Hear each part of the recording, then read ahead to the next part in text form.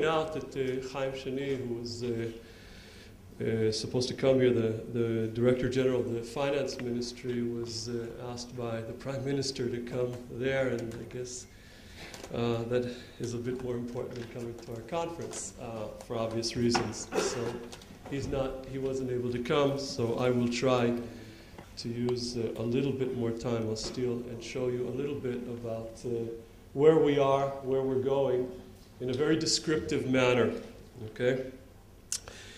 When we talk about poverty in Israel, behind-the-scenes poverty in terms of gross incomes, not after welfare, but before welfare and taxes, the share of families that would have lived under the poverty line had they not received any assistance was roughly a quarter about 3 decades ago. It's roughly a third today. It's fluctuating around a third, but a much worse situation than it was before.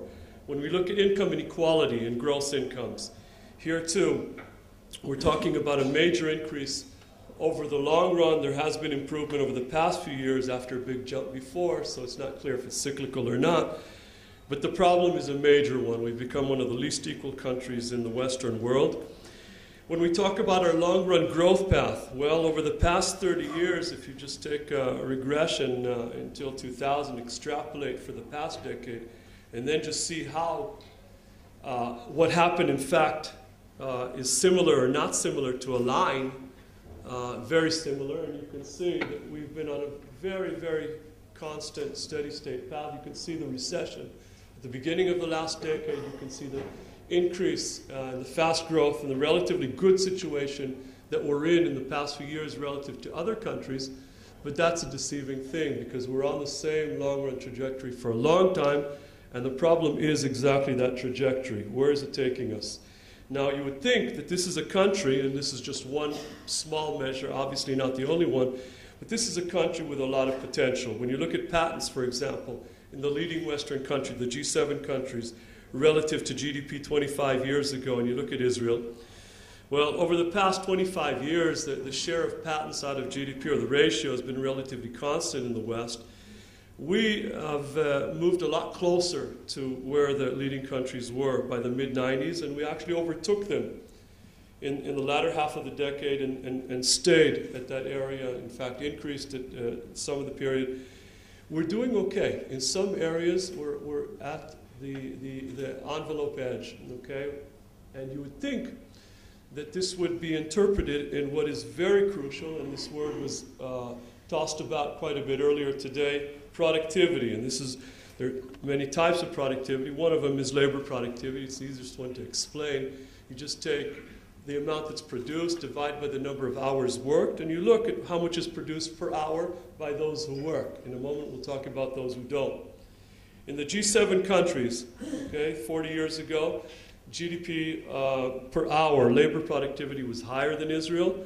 This is what happened over the next 40 years. You can see the past few years have not been good ones, but in general, this is what underlies the long-run growth paths of nations.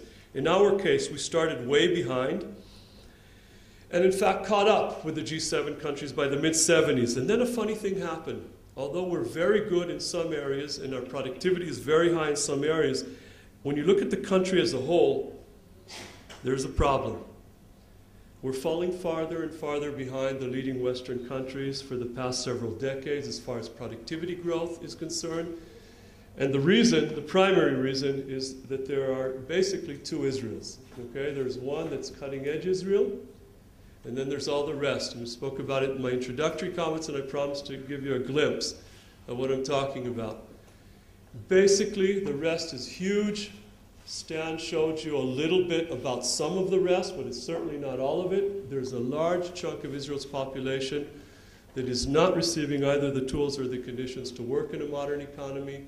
And it's like a big weight on everything else, and it's just dragging us down and not enabling us to live up to our potential. But as a country, it means that we're falling farther and farther behind.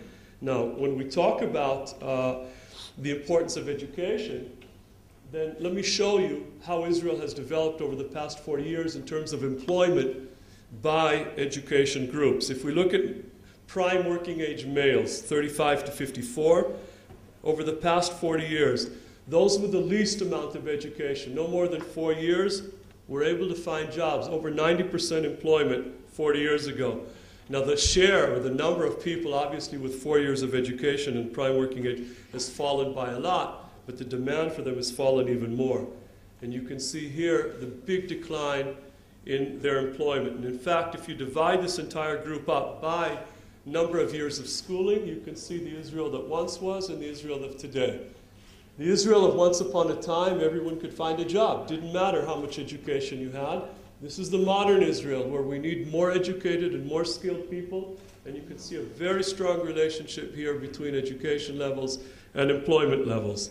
Now, when we talk about employment in general in Israel, for the same population group, 35 to 54, in 1979, our employment rates, or non-employment rate in this case, this is non-employment as opposed to unemployment. Unemployment measures the people who aren't working out of those who are looking for jobs. Non-employment includes those who are looking and those who aren't looking relative to the entire age group. So we're looking at 35 to 54-year-olds. Non-employment in Israel 31 years ago or 32 years ago was below the OECD. In general, for men, it increased over time by a little bit. This is what happened here. Okay? We've opened up a big gap as far as non-employment is concerned. These are the two issues, the productivity that's not rising at the rates of the West, and employment, which is falling, or non-employment, which is rising. Major problems in this area. Now, when we want to show the importance of education at the micro level, what does it do to incomes? If we look at people who didn't finish high school, less than 12 years of schooling, their incomes by different age groups, you can see that they start off roughly at the minimum wage. As they gain experience, incomes rise, then they taper off. If they finish high school, they open up a gap. And if they get an academic education, without even talking what that means, what areas they study, you have a much bigger gap.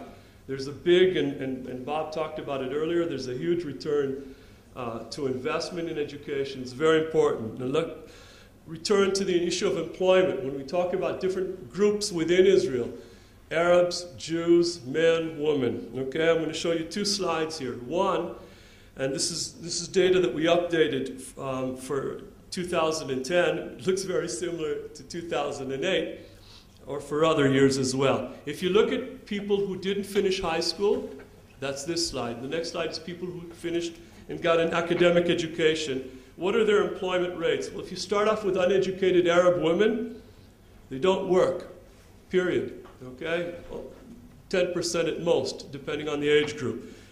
Relatively low educated Jewish non-ultra-Orthodox women, rates of employment are higher, nothing to write home about.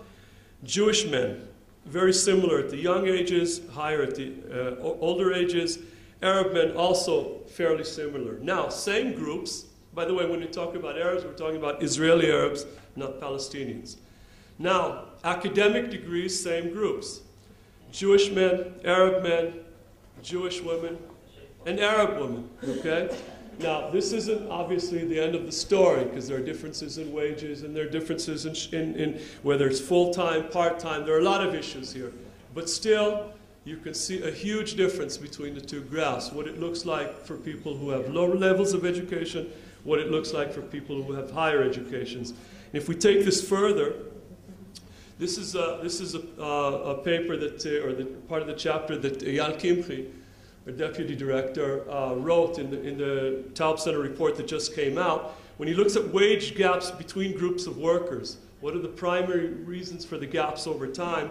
If you look at the gaps between men and women over time, they're roughly 40% at the beginning of the decade, last decade, or the end of the previous one, and falling over time. When you look at the difference in experience between those who have 10 years and those who don't, also relatively low gaps. But if you look at education, those with over 12 years of education versus those with less than 12 years, as you can see here, that's the biggest gap, and it's also the one that's rising, because the demand for people who are skilled and educated is rising over time.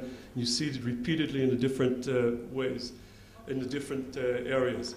In a project that also came out in our recent report by Yossi Shavit and Vicky Bronstein, When you look at high school graduates, okay, and what is the importance of parents within education? This also came up today in several different facets. If you look at the high school graduation rates of those born in the 50s versus those born later, parents that didn't have more than primary school education, the parents who had secondary school and those who had more than secondary school education. There's a typo here. You can see the difference, much higher rates of graduation from high school. And here we see an improvement over time. The newer cohort, those who were born in the 70s, late 70s, even if their parents didn't have more than primary school education, you have higher graduation rates. Not much as far, this should be academic education, the last group, parents within academic education. Okay, and now, when you look at college graduates, again, you'll see study here. This is what it looked like for the different parents, okay? But here you don't see much of an improvement. You do see an improvement for high school graduation, not much for college graduation. When we talk about high school enrollment and completion rates, this is a work that Nachum Blas did, again, in our recent report. You can find it all in Hebrew, the English is coming out soon. But when you look at the percent in 12th grade out of the entire age cohort, 1995 and the year 2009, you can see an improvement. When you talk about the percentage that are graduating, but at a level that can get them into college, then you're talking about much lower rates, 31%, it improved to 39%. Now, part of the problem is that we have a large and growing share of the population that is basically receiving a pretty awful education. Part of them are living in East Jerusalem, the Arabs in East Jerusalem. Part of them are Arabs, Haredim. And what Nachum did was he separated out those two groups just to look at all the rest, what's happening here. And you can see that the number that are in 12th grade, the percentage was 82% in 1995, nearly everyone in 2009. But when we look at the percentage that are at a level, that are finishing at a level that can get them into college, then we're still talking about less than half of this group. Okay, so we still have a problem here, although obviously the two groups look quite a bit different. When we talk about the average level of education in Israel, you've seen today, and Stan also showed you where we are in terms of the recent PISA exams. Let me show you, in comparison to the 25 relevant OECD countries to Israel, Israel is the base, okay? That's 100. So if a country has 110, it means their kids are getting a grade that's higher than ours by 10%. If it has an 85, they're below us by 15%. And here I'm just combining the math, the reading, and the science, because they're very highly correlated in any event. All these countries are above us, okay? Now, want to point out who this does not include and who this is not a result of, okay? The Haredim. The men don't study the material beyond 8th grade, and they don't take the exam. The women, the girls, do take some of the exams, not all of the exams. So they are in here, but not the boys. Now, when we look at the Jews who are not Haredim, how do they do, okay? And see how the Arabs in Israel do. The Jews who are not Haredim, okay, they are below all of these 25 relevant OECD countries, and that's important to point out. It's not because of the Arabs, it's not because of the Haredim. We do this to our own kids. How do the Arabs do? They are below Indonesia, Malaysia, Tunisia, Jordan, Kazakhstan, and basically the third world. So when we're talking about here, now you put these figures together with what Stan showed you earlier, the demographics, we're talking about basically half of the kids today in Israel's public schools that are receiving below third world education, and all the rest are receiving below first world education. And when we're talking about the changes in the number of pupils, this is again, these are now numbers from Nachum's in the recent report. When you look at the enrollment, just over the past decade, okay, in the religious and the non-religious schools, there was a fall in enrollment. When you look at the number of Israeli Arabs in enrollment over just the past decade, an increase of 46%. And when you look at the Haredim, the ultra-Orthodox, almost 60% in just one decade.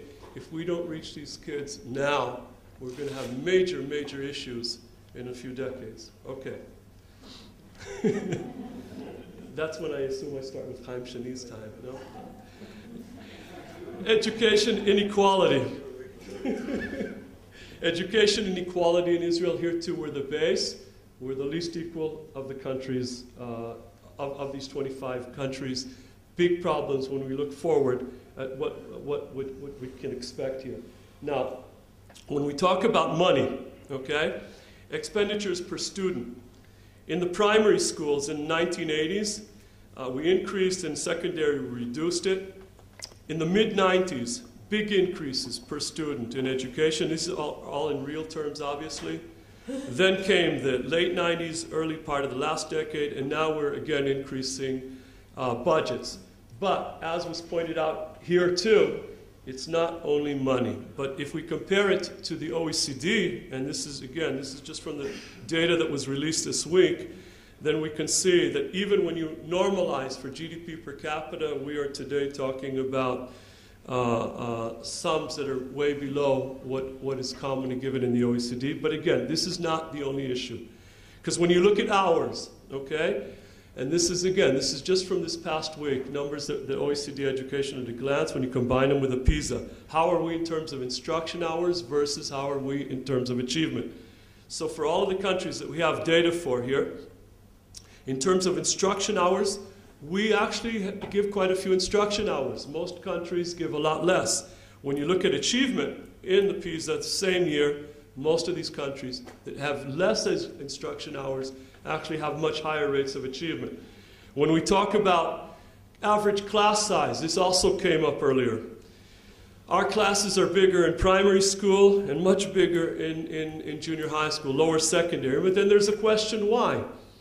Because when you look at the number of pupils per teacher, very similar in primary school, a little bit higher here. And in secondary, in fact, we have less kids per teacher in Israel. Again, there's a question here of why are our classes so crowded? So there are a number of reasons. When you look at one of them, instruction time, for example, differences between the OECD and Israel. Official instruction time for 7 to 15-year-olds, you saw it's higher. When you look at just 12 to 14-year-olds, also higher. But now let's look at the different areas, language, math, and science. We actually teach more in language, math, and less in science. This is according to the official data. When you ask the kids in the OECD and in Israel how much time they spend in school in these areas, then it turns out we get different results. In language, they spend less time. In math, it's similar. In science, it's relatively similar.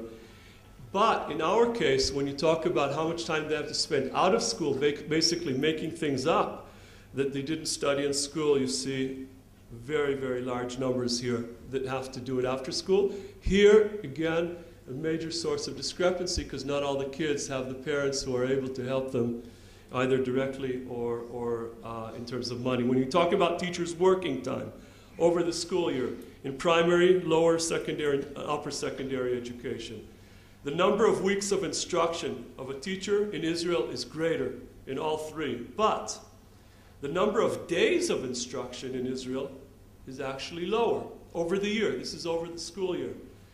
Net teaching time in hours, much lower in lower secondary and upper secondary. And when we talk about working time required in school, then you can see big differences here, okay? We're not really utilizing our teachers very effectively. Another data, this one from Nahum, again, when we look at part-timers in education, huge differences between Israel and the OECD, and now I'll wrap up with basically the grand finale. When we look at the weakest student in Israel and compare them to the weakest student in the OECD, in the top 25, the relevant 25 OECD countries, this is the bottom 5 percentile. How are our weak compared to the weakest in the West? Okay, our weak are the weakest of the weakest, okay? And now maybe the clincher, what does the future look like, okay? And this is a decade where, again, we received more I take credit for this, right? More Nobel Prizes per capita than any other country in the sciences. Well, this is based on past investments.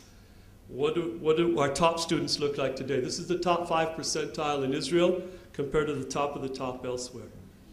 Only one country is below ours in this regard.